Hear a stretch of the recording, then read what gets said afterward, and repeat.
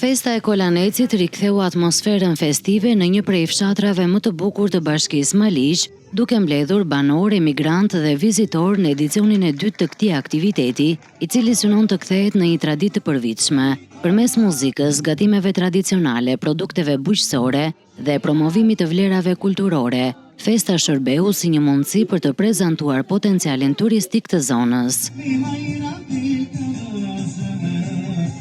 Kryetari i Bashkisë Maliq, Gëzim Topçiu, theksoi se investimet e kryera në infrastrukturë, veçanërisht ndërtimi i rrugës që lidh fshatin, krijojnë mundësi të reja për zhvillimin e turizmit dhe për ta bërë Kolanecin një destinacion gjithnjë më të vizitueshëm. Të synojmë që kjo festë të ecë, të zhvillohet, jo vetëm për qershin, për gjitha gatimet tradicionale që gratë e Kolanecit i bëjnë me aq dashuri, e unë dua t'i falenderoj sinqerisht.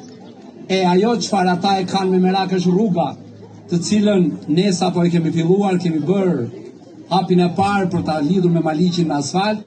E besoj që edhe këtë vit do të kemi një pjesë tjetër për ta ecur në drejtim të Maliqit. E pastaj do të kemi, besoj, bujtinat e para, shtëpitë e para tradicionale që do të prodhojnë dhe do të sjellin turistë të cilët i kanë shumë qejf këto zona. Festa e Kolanecit u organizua nga Qendra e Kulturës Dimitër Orgocka në bashkëpunim me Bashkinë Maliq dhe Qendrën Tamara, me synimin për të promovuar trashëgiminë kulturore, produktet vendase dhe potencialin turistik të kësaj zone.